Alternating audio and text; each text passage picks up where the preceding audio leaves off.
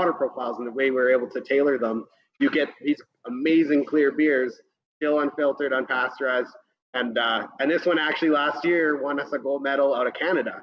We got the Canadian Brewing Award for it, which is pretty awesome. Just happen to have that to hand, did you? Just sitting right there. Here. Yeah, we tote these around with us everywhere now. But no, it's really good to see. Like, the guys work their butts off in the back. They're always working late, long hours, packing stuff. They're creating these beer styles, these amazing products that we get to bring out and like share with Alberta, and to see them get recognized on a national level it's amazing. It makes me really proud of what they're doing, that they get that recognition as well. So it's really cool to see something like that come out. It's an easy beer, like you say. It's simple. Like, it's actually, I really like it in a short can too. I mean, there's always that back and forth whether you go tall cans or short cans or something, and we're talking about actually piloting a project to maybe switch this into tall cans, just to see if it in the general demographic moves a bit better. But we're really proud of this beer, and it's been on since day one. But yeah, I'm glad you're liking it, because I really like this one. Well, we got a lot of future stuff to talk about, like the new kitchen and everything. But I want to talk a little bit of past. You said there were 6 original beers when you guys first opened up. The Kinabik Pils was one. I assume the Sidewinder was one. What were the original 6 taps at Snake Lake, and how many of them do you still make? So originally we opened with the Pilsner, the Kinabik Pilsner, the Sidewinder IPA, Varsity Hall Red Ale, and the Commodore Stout. That was for me. That was my beer. I like dark beers. I love the stouts. That was actually the first beer we won an award for too. We got a silver at the one of the festivals, which is kind of cool to open it up like that with a dark beer. But we also had 2 seasonals on. We had Saison de Plage, which was beach season. Saison we did, and actually I think that's, other than our Brett beers, that's the only Saison we've actually put out. And it was draft only, because we didn't have we didn't have cans for those beers for our 2 seasonals that we opened with. We just did our 4 lineup. And then also one beer that we are going to try later today, the Prairie Dreams.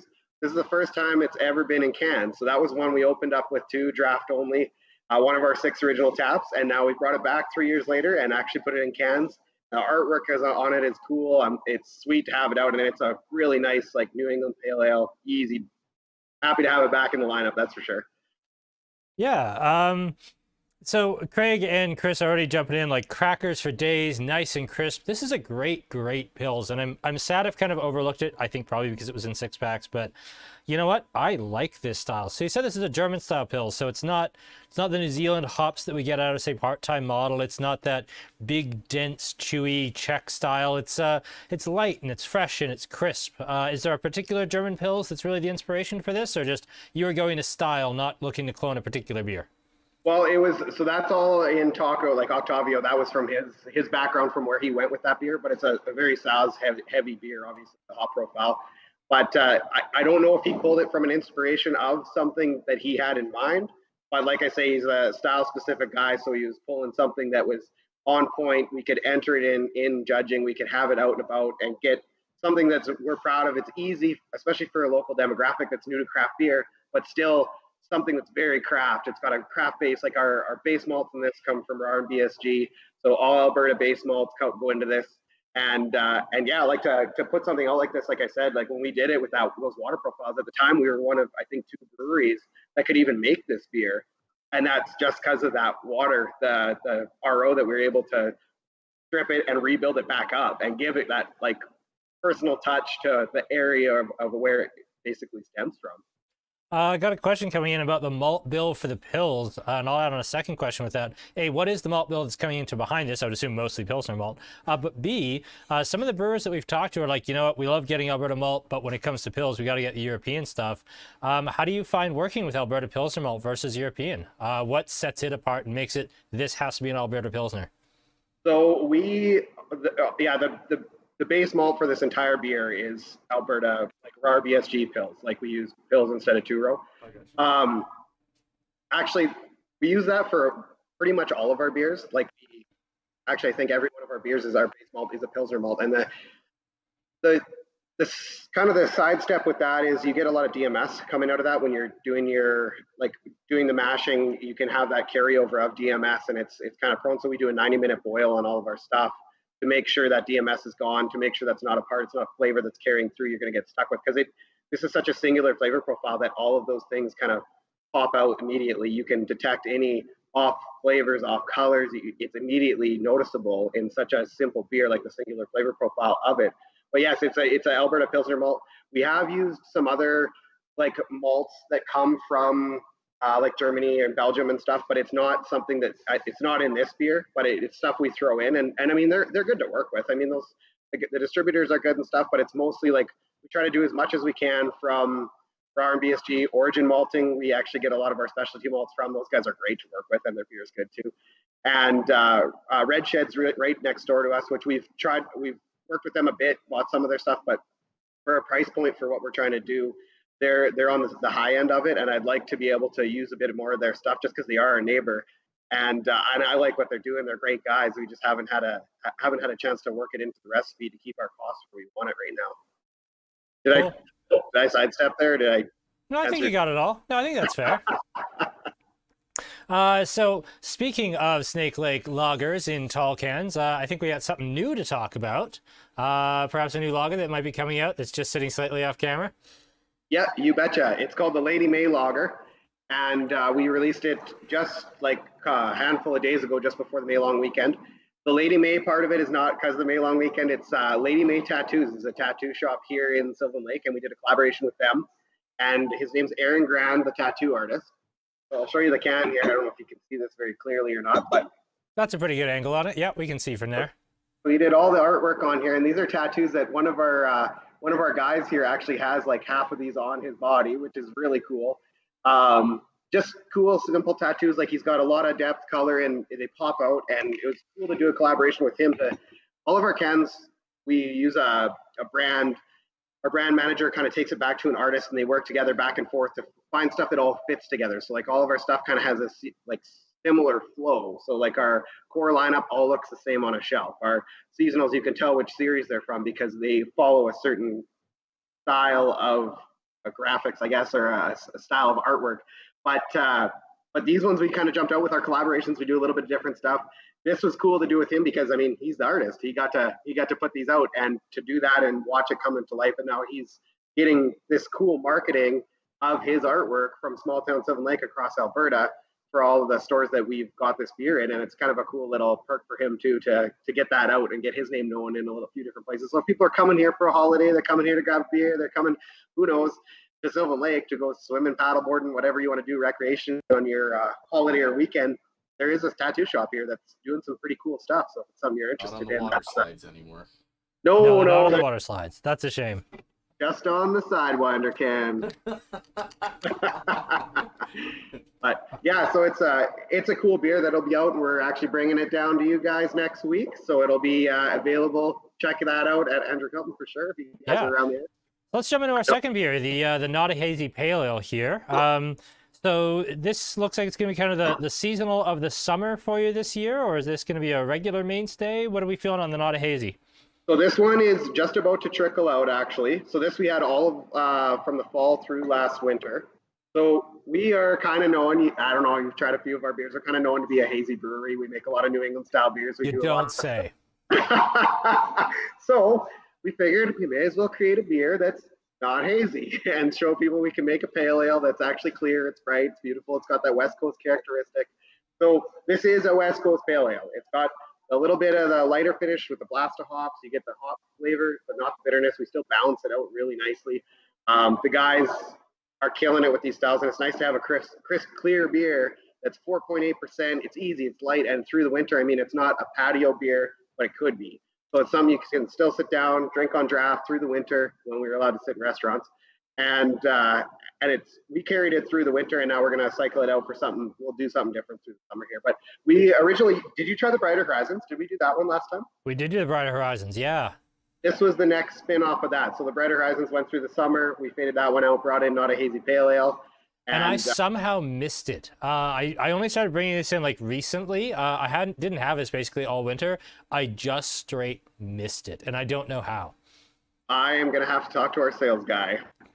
Sorry, man. That's all right. Messed that up. But we'll make sure you're in the loop with the next one that comes out. But yeah, you get that. It's light. It's 4.8. There's not a overwhelming amount of bitterness in there. And we do all of our beers, like pretty much everything we do is a lot of late edition hops. So the longer you boil a hop, the more bitter the beer is. So we do a lot of stuff. I call them lake beers because we got a lot of tourists rolling through, a lot of people coming in and out that we want to sit down and have more than one. You don't want to have a beer all the time that's a total life experience. So you want it to be good, refreshing, but I grab another one. So we try to make all of our stuff. We dry hop everything really heavily.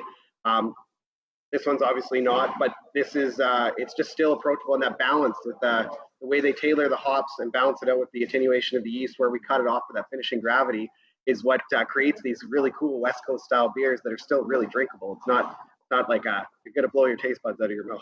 This reminds me a lot actually of probably a beer a lot of people missed, but Stone's Pale Ale.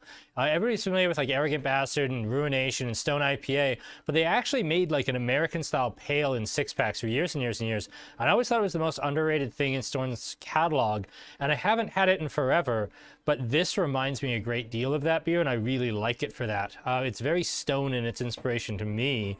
Got a couple questions coming in. Somebody says it reminds them of Mill Street Tankhouse before Mill Street sold out. And Sean's asking, is this Cascade and Centennial for the hopping? What is our hops here? This one is not, I don't think there's any Cascade in this actually, but this one, it's not like, so generally most of our stuff, I actually don't know the hops off this because we brewed it in October off the top of my head. Majority of our stuff is all leaning on that New England style. So like, obviously we are always using Simcoe, Citra, Mosaic, that kind of thing. So this one's the kind of the one-off. I don't actually have the hops, so I can't tell you. That's all right. Seasonals we always kick out, and I don't want to make something up and you guys be like, hey, that's totally wrong. But yeah, it is kind of a different hop profile than the majority of the ones we do, and that would be leaning on. And I'm almost positive we haven't used Cascade in this one, but it was a hop that was. It seemed like Cascade was everywhere. I mean, it's the West Coast style IPA, it's the West Coast style pale ale. That's a hop for everything. So I know the guys are always trying to look outside the box, try to find other stuff that pairs and those hops combinations with what they're doing to get those same flavors and to get that kind of edge on stuff, but still tailor it. And like Cascade for a while, like when we were contracting our hops too, like we got to always make sure we're pulling in enough to do the whole year for the consistency of our beers. And we don't use Cascade in anything else. So to be jumping on that just to try to find a one-off, like we'll have to kind of tailor out of our contract hops, which I mean, we've been having trouble using those up anyways, because I mean, it's all the restaurants are shut down. Like we're not pushing out volume like we should. Everything's lower than it was or what we had kind of forecasted for the year. So just making sure our contracts are met. So we'll blend hops and use stuff to work together to change those flavors. I don't know, man. I'm surprised that because Cascade's so ubiquitous. It's like a brewery without Cascade is like a cheese shop that doesn't stock cheddar. Like it's very unusual. I mean, I'll be honest, I've gotten kind of Cascaded out, but I would have expected Cascade in this too, because it does kind of taste like that classic 3C plus Simcoe West Coast IPA a little bit. I will. I'll find out here as soon as Amanda's back. I'll go over. The brewer's sitting on the patio here right now, just hanging out. Yeah, fair enough. We had some love for a couple of seasonals here. Two people who are all about the farmhouse ale you guys had in the 750s last year. That beer ruled. Yeah, so those are our barrel-aged beers, and we actually did one of those in February. That's Sylvanas 3. That one was a 26 months, so we brewed a golden sour. It was in the Merlot, Cab Sav, oak barrels for 26 months, blended with Brettanomyces.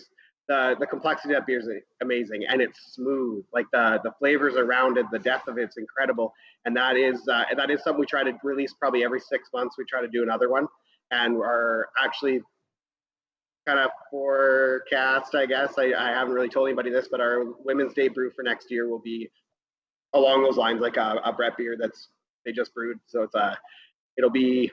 I can't tell you too much about it.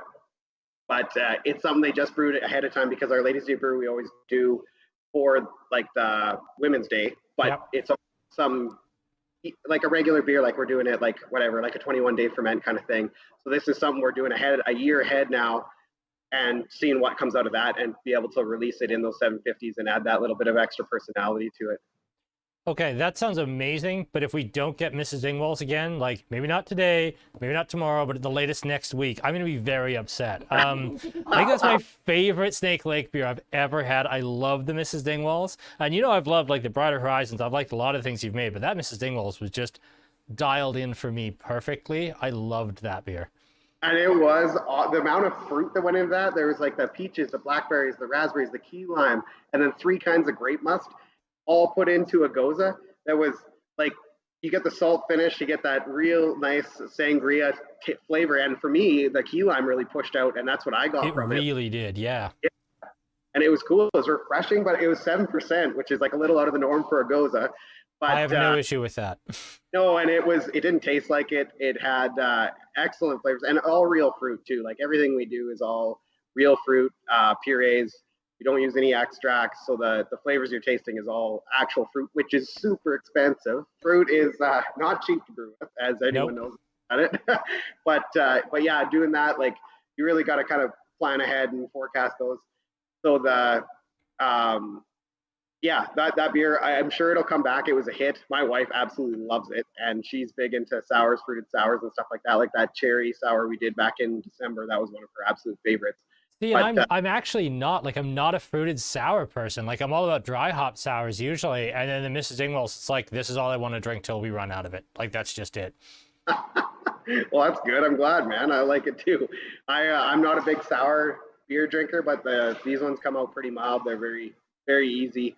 They're not like overly tart. Nothing's kind of like, I don't know. The super sour beers aren't ever my go-to. I am a dark beer drinker. I like that full malt finish. I like the richness of the roast. I like the chocolate or extracts, or not extracts, but the vanilla that we're doing, like with our latte stout. Like that was a cool spin. We use like there's 100 liters of cold brew coffee in there.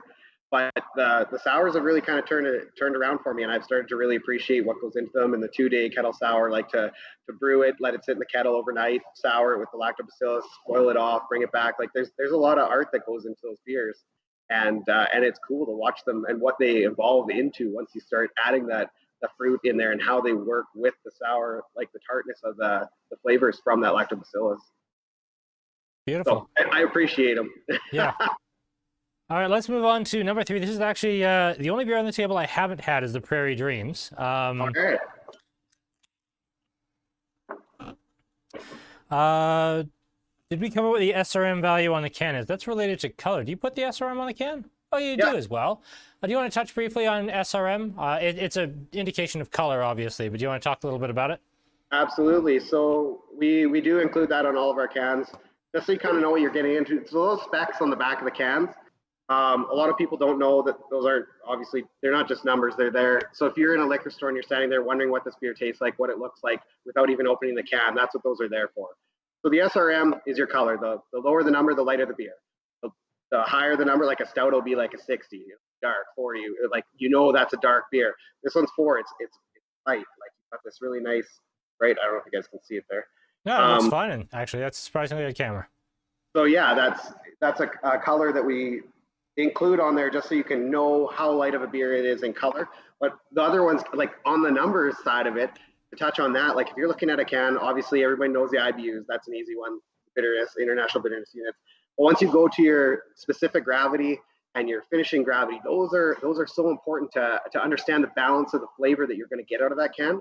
So the starting gravity is what once we take all those sugars, complex starches out of the grain into the wort, that's what goes in the tank, and those are our fermentables. That's what we start with. The starting gravity is what we're going to ferment into the alcohol. So as it ferments, it converts those sugars from that starting gravity into alcohol, and then we get our finished product. But the bigger that finishing gravity number is how much more balance you'll get out of it comparatively to the bitterness. So it's a good comparison. Somebody told me, I might have said this on the last one too, but is if you have a black cup of coffee, it's bitter.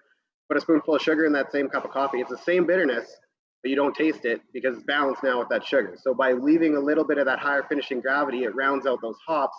That's where the life of a New England style beer comes from. That's where that juicy, the balance, that citrus, the easy is that a little bit higher finishing gravity. And you'll see on this one, if you got the can in front of you, it's 0.014. So that's a little bit higher than like say the Pilsner's a 0.008. So that's a little bit drier. You're getting more of those residual sugars eaten up. They're gone. They've been converted. But this has got that little bit left, higher finishing gravity, balances out these hops, and we dry hop the heck out of this. So like it does show, yes. Yeah, we use like 3 times the amount of hops that like you normally use in a recipe. It's not super economical, but it is flavors, it's aromas, it's body. It gives you this character, this personality of the beer, and it comes from those hops, putting them in cold, taking those the flavors and aromas out of them without that bitterness. And it's really like the New England styles of beer are incredible, and it's no wonder they're taking the industry and pushing. And like these are something that are like our original brewer Octavio really was backing. He was really big on them, and our head brewer now, Jesse, is incredible and doing an amazing job at following through with that and creating these beers. And this beer hasn't been made for 3 years, and he kicked it out, and it's awesome. It turned out wicked. And the can, you guys got the can in front of you. This is one of my favorite cans we've done, just because of the images on it. The pictures are so cool, and they give you like a really good feel. Like to see this thing on a counter, to me, I love the picture of the old motorcycle, the $1 bill. Like it's just cool images that feel like home to me. And I don't know, I'm happy to see this come back around. I'm even happier to see it in this can. I mean, what I think is incredible is that this was a launch beer for you. Like, this is the sort of thing I'd normally expect for like a fully mature brewery to do as a seasonal, and that's, until tonight, that's what I thought this was. It's like, oh, well, you know, you did Brighter Horizons last year. This is like your newer expression. It's a little lower alcohol. But no, you launched with this. That's madness. Gotcha. So this is, and like we launched with the IPA too, like the Sidewinder, and they're fairly similar style. And to have two of those kind of beers on at all times, they kind of compete with each other. So we did steer away from this one and started trying getting into the fruited beers and sours. But the Brighter Horizons, it had the guava and peaches and the actual fruit in there. So this is a step back. You get that New England nice low I think it's 5.1%, easy to drink pale ale, but without the fruit in it. So you get more of that classic beer style. And yeah, you really do. It's very pretty. Chad asks, do you mash in at a higher temp to get the higher final gravity? I can't tell you the mash temp. Those guys, I know the majority of the stuff they do, they've got the set recipes from way back. But with the higher gravity, like I know when we've got a strike zone, like our strike temp. When it comes in, it's coming out of that hot liquor tank, and we have it dialed to like 0.1 of a degree Celsius to make sure our alcohol or our complex sugars and starches that we're pulling from that are always consistent with the recipe. So I know they're like, I don't know the temperature off the top of my head, what they're shooting for with this, but I know to get those, like this is a lower alcohol beer too, so we're not pulling a ton. The grain bill's a little bit less than what the, say the IPA, like our Sidewinder is 850 kgs of grain. This one will be a little bit less, just because we don't need that extra alcohol. But as far as the strike goes, I'd have to ask Jesse on that. That's totally fair. So we're getting some lowered restrictions here right away, and I know you guys had like big plans for the future and like a new restaurant side and everything else right before the lockdown, and now you can finally talk about those things because now they actually are kind of happening. Do you want to tell us a little bit what's going on and why people should make the 3.5 hour drive up to Sylvan Lake to come say hi? Yeah, I'd love to. So when everything kind of got limited off there to just patios, we have a beautiful patio in the back. It's got a nice wooden pergola over it, and we've got a good spot with all lights and everything. But so we expanded. We built a nice boardwalk back to it. It goes right past our giant like 40-foot grain bin that we've got in the back for our bulk grain. So then you get this whole back field, and we extended a tent back there and put in a commercial wood smoker. So it's a stick burner, offset wood smoker. We also have a commercial stand-up pellet tray smoker. So we put that in just to try to generate a little more foot traffic coming through, because I mean you're pretty limited on where you can go right now, and to be able to offer food is obviously something we weren't originally planning on doing, but it came around to like, hey, we should try this right now. Like restaurants can only hold so many people. People are looking for a place, so we may as well try to do this. And it's something different that we do. There's no smokehouse in Sylvan, so we, I guess that right now are the only smoked barbecue you can get, and barbecue goes really good with beer. And we have a chef that came to us from Rocky Mountain House. He was actually a judge at the Edmonton smoked meat like festivals and shows like that. So he was actually doing the judging up there and had a restaurant out in Rocky.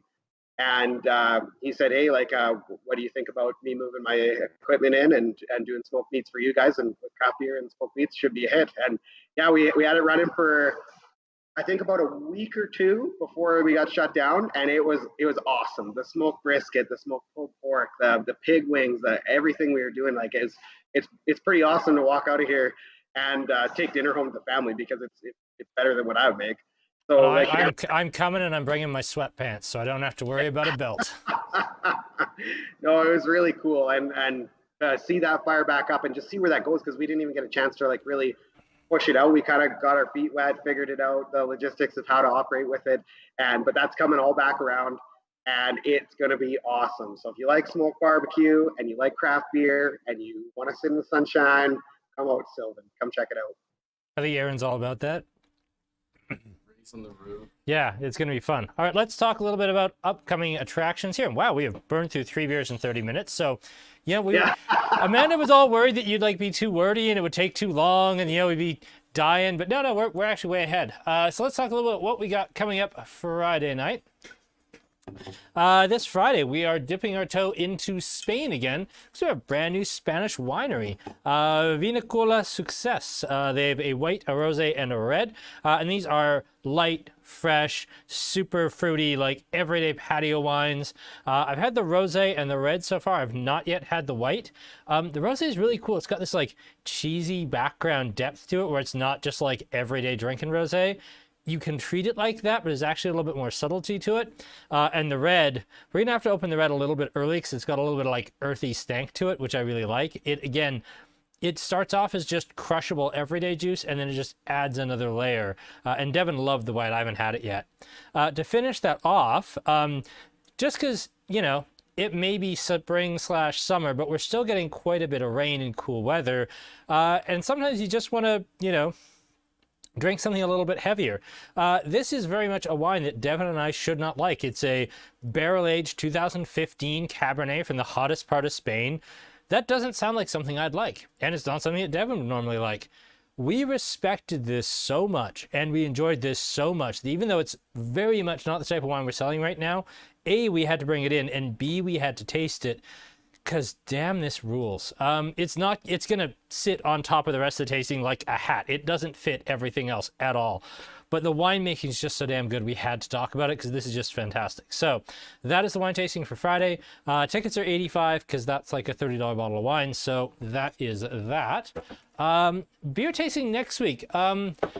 This was the one we kind of talked about with Rupert last week. In terms of the ignored beer from kind of big successful breweries that are doing a lot of volume, but there's always the beer that doesn't quite work or doesn't sell quite as well as the others. The impetus, of course, was when we were talking about Annex, we were talking about Meats and Bounds, one of their very first 2 launch beers that's still in the catalog, it's still in the system, but it's the slowest selling. It's behind Good Authority and behind Forward Progress and behind Force Majeure. But it's still really cool, and I did want to show it off because, let's talk about Blind Men here. I love Blind Men Long Shadows. To me, it's probably their best IPA, but it was a really big seller. And then Blind Men New England Pale launched, and everything changed. And all of a sudden, Long Shadows has become a bit of an afterthought. Cabin Super Saturation is probably our best-selling beer. It's certainly our best-selling IPA. They make another IPA. It's called Sunshine Rain. I like it more than I like Super Saturation. Nobody buys it, and that's a shame. So we're going to talk about that too.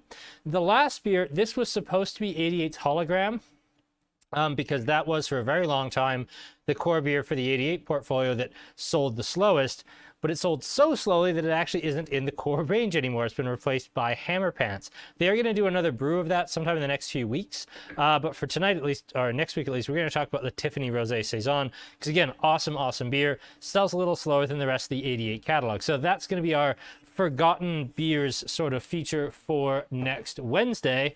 And then a little bit of a sneak preview. Our very first live Cantankerous Cocktails is going to be next Friday. So that will be me and Mike featured on that one. Next Friday. Yeah, next Friday, not this Friday. 2 Fridays from now. God. Yeah, I know. You got so much to do, Aaron. Unreal. I mean, not as much as us. Really a laughable amount compared to us. But, poor Aaron. I don't know about Poor that. Aaron. Someone's got to make an animation. Eric's going to be asking questions. Where the hell? It's been so... Anyway. So with you guys, just throwing it out there, actually, if anyone wants to comment, what do you think the way out is in the market between tall cans and short cans? Because we do both, but do you think there's a set way that things are going, or do you think there's a way like it's kind of odd for us to have our core beers in short cans? You don't see that all the time. No, you don't. Even on liquor stores. Do you think that's a bad idea in the market? What are the general consumer? What are they after? We would sell, okay, discounting domestic stuff like Pilsner and Coke, because that's all small cans for us.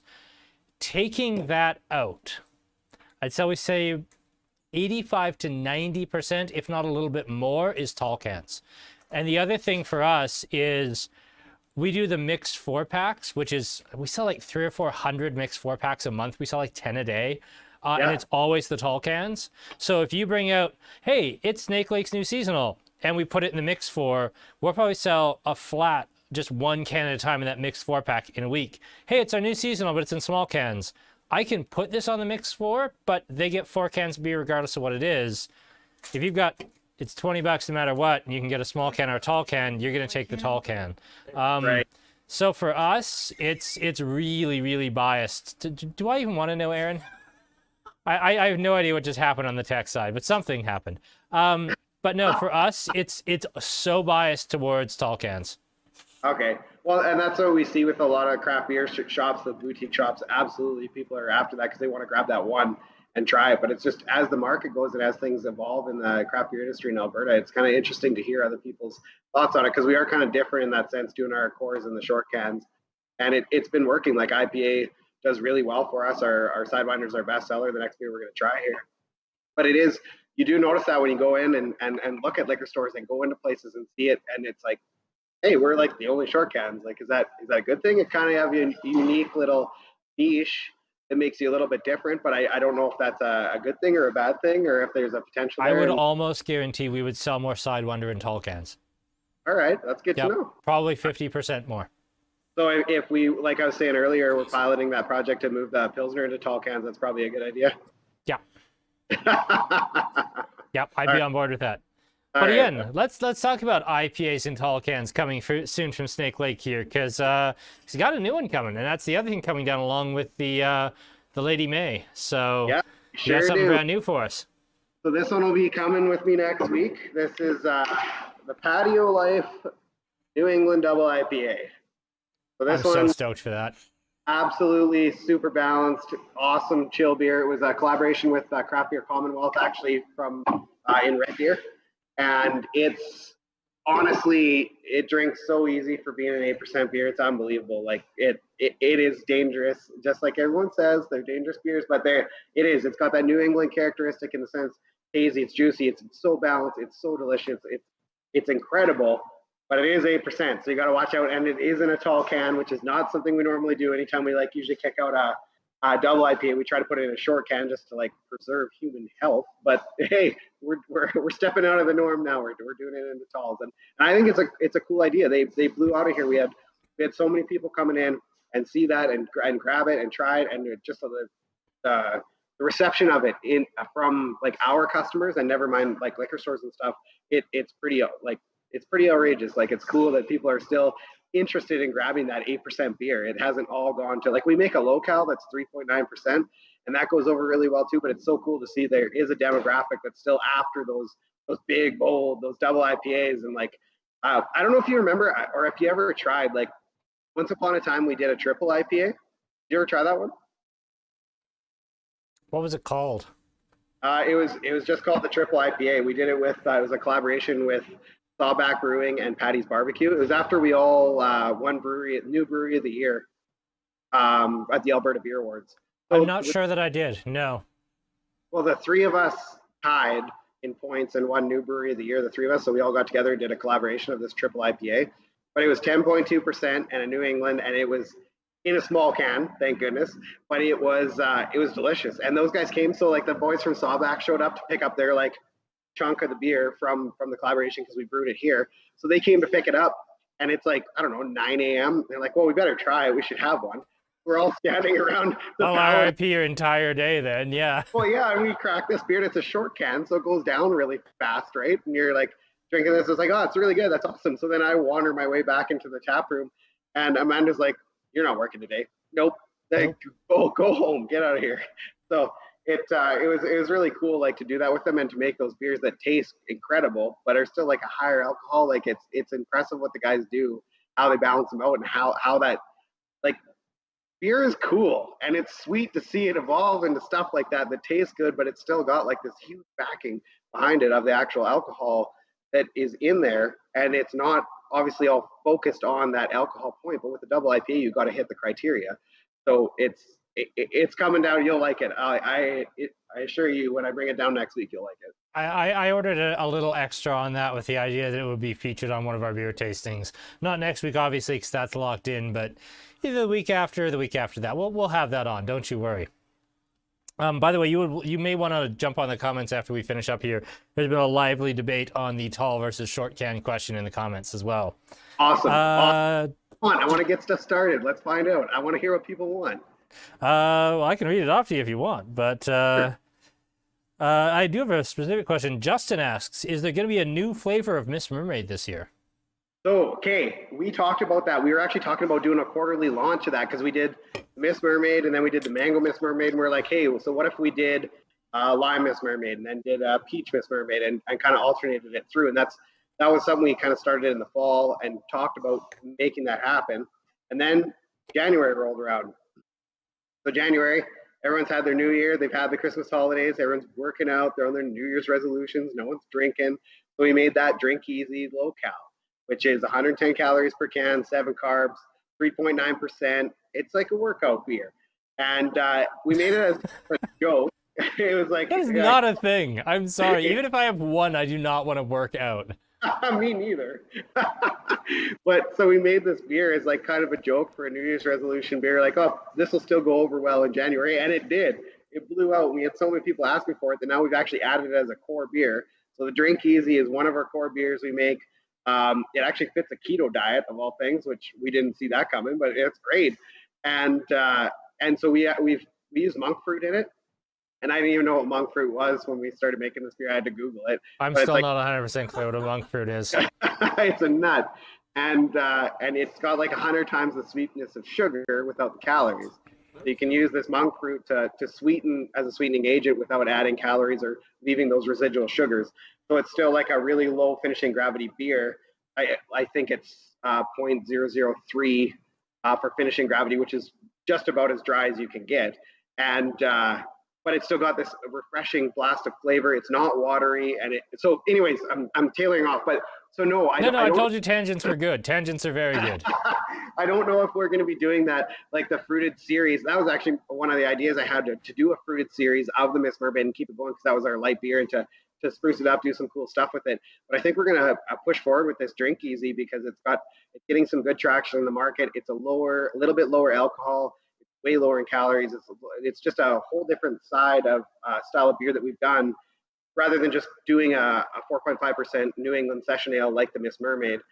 This is something that's got a little bit different niche that fits a different demographic of people. And I'm not going to say we're not going to keep or stop doing like say fruited variations of some of the things. So there will be some cool stuff coming out. We talked about doing a guava spritzer IPA that might be on the I don't know, maybe around July-ish, maybe mid-July, somewhere around there. But and then we've got a couple other ones, like we've been talking about doing a pina colada IPA or a pina colada sour, a few other things in the recipe development of our seasonal side, which is going to be pretty good. Like we busted through the seasonal list. As long as our volumes can keep up with our regular core beers, there'll be quite a few. Like I think we've got 2 seasonal releases coming out next month. The Fieldberry Crush will be out again. Blueberry, raspberry. I really liked that beer as well. I don't know. I wish you guys made more seasonals that I could get because I love every seasonal you make. I love the chorus too, but those just seasonals are so tailored for me. Well, the Fieldberry will be in Connect. That one will be easy. But the other ones, I'll try to make a trip down. I mean, got to go to Paradise Canyon anyways once a month or once every 6 weeks. So I got to go, come hang out in Lethbridge and see you guys. So, but I'll keep you in the loop with all the new stuff that we're actually able to drive out now that everything's opening again. Yes. And hey, you know what? Just because you're not doing quarterly Miss Mermaids doesn't mean you couldn't do like that. That's a beer. That's a toenail of a beer. It's fine. Thank you very much. You got beer on my phone. And now I've wrecked the video. But no, I was gonna say you could still do like quarterly versions like the Drinkies instead of Miss Mermaid. Like you could do lime, and then for fall you could do like pumpkin spice latte, Drink Easy, and then you could do like barrel aged fruit cake vanilla chocolate for. Oh god, that sounds so fucking awful. I'm glad you said it. No, it's good.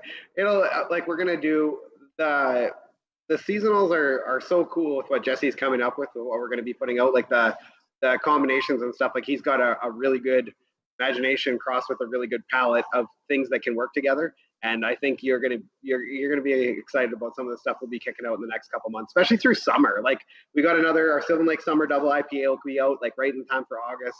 We've got the Fieldberry Crush coming out next month. We've got like I say, that Pina Colada Sour. We're working on a couple other ones too, just to see what we can kind of, I don't know, do something different. Like there's so many styles that have already been done. So like you're like, oh, like let's make a pomegranate sour. Oh, somebody already did that. Oh, let's make a cherry sour. Somebody already did that. Let's make a sangria sour, so I'm not sad all summer. There you go. Well, hey, man, I'll start saving for fruit.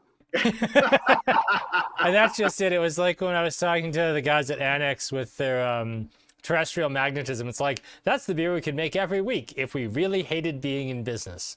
Yeah. It's so expensive to make. But they're so good. Exactly. Yeah, it's tricky. With that Brighter Horizons we did last year too, like there was the guava and peaches in there, and that like fruit markets change. And I think I talked about this last time, but it's like that batch of beer would cost us different from one batch we do, and then 2 weeks later we go to brew it again. It'd be a completely different cost because the fruit prices would have gone up. And who would have thought having to trend the fruit market was part of a business plan? But it is. It is, yeah. That's like, I don't know, back to the contract hop thing. That's why you got to contract your hops. You get them at a certain price. You know they're there. You know there's some of the same soil. You get that same alpha and beta acids in there. You know your consistency is good. And the supply's there. So that's like, I mean, hops are obviously a little bit important in beer. Depends on your brewery, really. Yes. I mean, some breweries that rhyme with Big Rock seem to have an absolute phobia of using hops. So, I mean, really. Each to their own, man. Each to their own. Everybody does their thing. But yeah, anyway, so like the Prairie Dreams, it's good to see it back out. It's good to see it packaged on the shelves in stores. It's cool to bring something back to life that we opened with, and 3 years later to be seeing that as a still beer that was created and received well. I'm glad you like it. That's awesome, man. Well, I'm already on a Sidewinder, so I must have missed the boat on that. No, that's all right. I didn't really announce it. I was getting into Sidewinder because I really like Sidewinder. And a question that came in, has Sidewinder changed? And this is something that's been kind of a recurring question. We've never done a tasting topic on it, but IPA recipes tend to drift over time. They change, they evolve. You know, they maybe drift to meet, you know, higher standards in the brewing team, or you get a new head brewer and that has a slightly different vision, or just tastes change slightly. Has Sidewinder slid over the time in the 3 years since it's existed? Has it changed, or is it still the same locked-in recipe that's always been? It's the same locked-in recipe, but the only thing that's changed is the water profiles in it. We've tailored a little bit just to make it a little more soft, like the actual mouthfeel of it. But that's as far as everything goes, it's still the same hops, same grain profile, 850 kgs of malt that goes in there. But this beer, like our first year we were open, we won a gold medal at the Alberta Brewing Awards with this beer, and we're so proud of this beer, anyways, because it is a on-point New England style, and to see it come through and keep making. This is our best-selling beer we make. We sell more of this beer than anything we make by far, by probably almost 30%. And it's in every corner of the province. You can get it in Lethbridge, you can get it in Fort McMurray, you can get it in Grand Prairie, you can get it in Red Deer, Edmonton, Calgary. Like it's all over. And so the consistency of these brews are so important, because if you go have a Sidewinder in, say, Fort McMurray, and you go down to Lethbridge and have one, it's got to taste the same.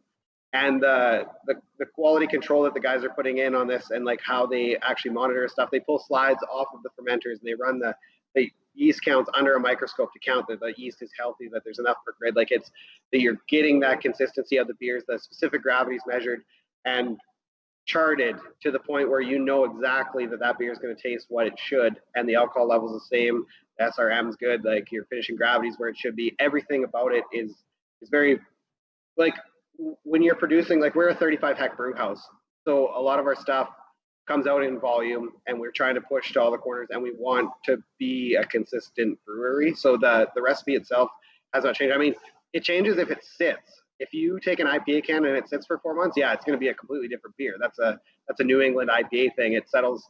Certain things will settle out. It'll change that flavor. You'll get a little bit, if it's in a can, especially eventually, that residual DO just from the canning line will alter those flavors. You get a little bit of oxidization on it. But that's the thing with IPAs. Check those tags. Check the tops of the pack text. Check the packaging date. That's important. That's why we put them on there, is to know that that beer is going to be as fresh as it can be. It's going to have those flavors, and that is where I guess the difference in the flavors along the way will come from is from age. Like it's a 4 month beer tops. Like if it sits over 4 months, like you're losing a lot of your integrity of that beer for the flavors we're trying to push out by dry hopping the heck out of it. So that sorry, what were you gonna say? Well, I was actually going to comment, like, there was something that came up in just casual conversation whenever the most recent release of Rainbow Nation Cabin was. And Rainbow Nation had come out literally the day after I picked up beer the last time at Cabin. So it had been 2 weeks since Rainbow Nation came out when I picked up. And they were loading it in the truck. He's like, oh, well, you're lucky. You're going to be like the only store that gets the really good Rainbow Nation, because this has taken like 10 days to get to absolutely prime shape. We've been sold out since like day 2. Everybody else in Calgary sold out. You're the only people who are going to have it on the shelves. And yours is going to be perfect because it's drinking so well right now. It needed a little bit of time. Now, on the wine side, we're very familiar with, like, once things are canned, they need to settle out. But it's like canning shock a thing with IPAs? Like, do they taste better after like a couple of weeks in can? I mean, obviously you don't want to let IPAs go too long. That's very obvious. But is canning shock a thing? Do they taste better after they settle out a little bit? That totally depends on the person. So no, I've got two sides to that story, because I like them after they sat for a little bit. I do. The bite off of even right when we pour out of the bright tank, there is so much there that for me, like I'm not a brewer by any means, but that those flavors as they come out and they're so aggressive and you get so much out of that bright tank. That, yeah, I actually like, especially our red. Like if you've had our Varsity Hall red, if it sits for like 3 or 4 weeks in a can, like I like it. I actually like the flavor of it better than that blast right out with those fresh, crisp hops, which are amazing. And a lot of people really like that. And that's how you can tell a package, like a freshly packaged beer, is that aggressive flavor that comes from it. But it's a personal preference, I think, at that point. It depends what you like. It depends what you're after. It depends what you've been accustomed to, and like what other craft beers you've tried, and what other stuff you've kind of like tailored your palate to. So I mean, I've tailored my palate to IPA. That's me. I painted one color, and that color is green, the green of hops. Yeah. There is no paint with all the colors of the wind here. The color is hops.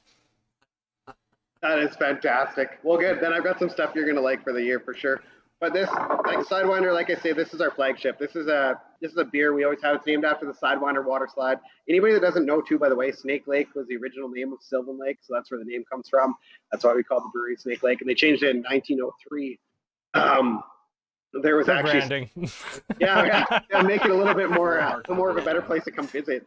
But no, there's 61 people in town, and they put a petition around to change it from Snake Lake to Sylvan Lake. Well, we roll with that. But the Sidewinder was the big water slide. It was like a half pipe. You go down and come back up on a tube. Like it was. People have a lot of memories of that, and anyone that's been to the water slides knows what that is. So that's what that's named after. And this is. I'm sad I never got to go to these water slides. Like awesome. The Medicine Hat slides are gone. The Sylvan Lake slides are gone. Yeah, Sylvan. Well, and they parted ours out. Like they sold them. I think part of them are on Gull Lake now. Like somebody privately bought them and they put them up, and yeah, they're like. I imagine buying that on Kijiji, being like, yeah, I'll take those water. And hey man, everything's for sale at a certain point. Oh yeah. Yeah, exactly.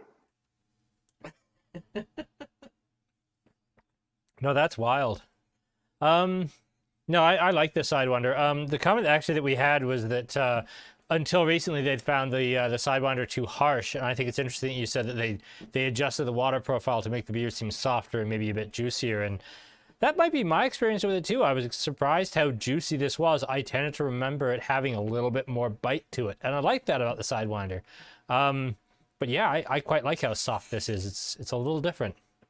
Yeah, it's got a really good mouthfeel.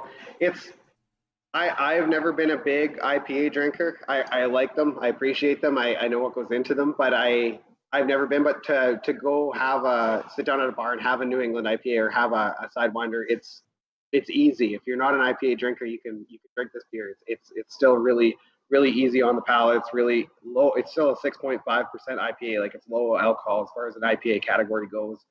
I appreciate this. I can sit down and drink pints of this. I enjoy it a lot. And there's a lot of IPAs where you have one and it's like, hey, that's good. Like I'm all right now. But to have, I think a lot of that is that New England style. But this is a really cool beer that I'm happy to have out right from day one, and to see it win multiple awards and see it push its way throughout the whole province. It's been inspiring to see how that style has been just received by the general industry and the craft beer drinkers that are gaining every day in Alberta. It's cool to see the more and more people are jumping on that local bandwagon to understand this is a product that we've poured our heart and souls into, and you get a quality product out of it. It's delicious. I'm going to answer a couple questions here. Kevin asks if any of us had an issue with zero issue cans bursting. I sell zero issue. Now, granted, we keep all of ours quite cold, or as cold as our super sketchy beer fridge. It's not properly insulated. Will allow us to keep everything. I haven't had any cans burst, but I don't keep mine at room temperature. We do occasionally get cans detonate in the cooler. Radlers are always the big suspect one for blowing up. Radlers detonate like anybody's business. But no, I haven't had any like randomly exploding zero issue cans, so not an issue on our side. Any final thoughts there, Adam? Oh, well. What's this? Final thoughts? There we go. There he is. I was going to say he's made his final thought already. He just I'm mic dropped and was out. I'm out of here. Talk about zero issue. Down, So yep. We actually had a can. I can't remember what it was. I think it was a porter, one of our seasonals a while ago. But I got it from a liquor store, and I think what happened is it had frozen, and the top was kind of bubbled up on it, and so I was replacing it, and I was like, oh, that's weird. Like, it looks like it froze. It kind of pushed this up. It was warm now at this point, and I brought it into the car and handed it to Amanda, and as she grabbed the can, it blew up, and it blew up all over the front like windshield of my car, the side door. Of course, it's a porter, right? Of all Oh beers. yeah, it's the stickiest, sweetest thing going. That's still there. Yeah. So yeah, that was just talking about the zero issue cans. But yeah, I mean, with that too, like we haven't had anything other than that. But that was like, I think a freezing issue is a 3% beer in the middle of winter. But yeah, there's a lot of them that are like, if you warm store stuff, Radlers especially, like we've been dabbling. Like we make a craft lemonade as well, but we just do it. It's non-alcoholic. It's just a lemonade we put on tap at a couple local restaurants. But it's something we've talked about. Like, what if we put a bit of like alcohol level in it and were to can this? Like, it'd be a product that we could get out and people would like. But that's the same thing as you got to pasteurize it to stop that re-fermentation from happening and having those cans blow up. Like, that's something we're kind of scared of. Whereas in the brewery, if I wanted like a Sidewinder shandy, you could do that without having to worry about pasteurization or anything, right? Yeah, I guess if you want to mix it up with stuff. We do some beer cocktails here too now, actually. We got some good stuff that we've been putting together, and to be able to expand that a little bit, I mean, you get people coming in here that are like, you have anything about beer? And you're like, well, you're in a brewery. So. Oh, man. You know, it's funny. We get people who will come in and walk around like for a solid 3 to 5 minutes, and they're like, is this the wooden shoe? No, it is clearly not a bakery. Did that take 3 to 5 minutes? Lord. Yeah. Well, the bun's got to be over here. They got to be over here next to the liquor. Yes, maybe next to the vodka section. That's where the baked goods are. Yeah, you bet. But if you guys ever want to come up, like, come check it out. We got a beautiful tap room. It's all timber frame. We got a stage for live music when that comes back on, and then, like I say, our patio's been expanded. We got smoked meats.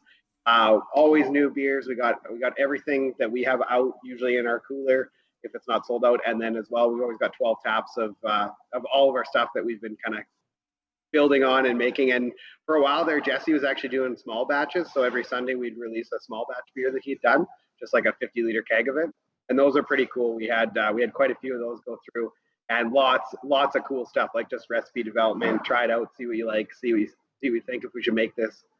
And yeah, so it's like, I don't know, the events and stuff, when we are allowed to do those again, that was one of the funnest parts, is having live music. I love live music, and having somebody on stage just generates that atmosphere and gets people so engaged. And like, I miss that. I miss that a lot. I can't wait for all that stuff to happen again. Well, I think post COVID, we talked a little bit about this off camera before we started, but this thing that we've been doing, these Wednesday nights for the last year, I think they'll stick around, but they might become every other week. And more importantly, it's going to be Aaron and I on the road, and we're going to come see you, and we're going to take all of our madness and bring it to your space. And oh, you poor dumb bastards, it's going to be so bad for you. But we're going to have a great time doing it. Well, I can guarantee we won't run out of beer. You say that. Awesome. So, thanks so much, Adam. I really appreciate you guys doing this, and we'll see you next week. See you, see you next week for sure. Take All care. right. Yeah. Night, Adam. And that was Adam Nachbaur of Snake Lake Brewing, who is an awesome guest as always. And thank you all so much for joining us this week. This was a really fun one.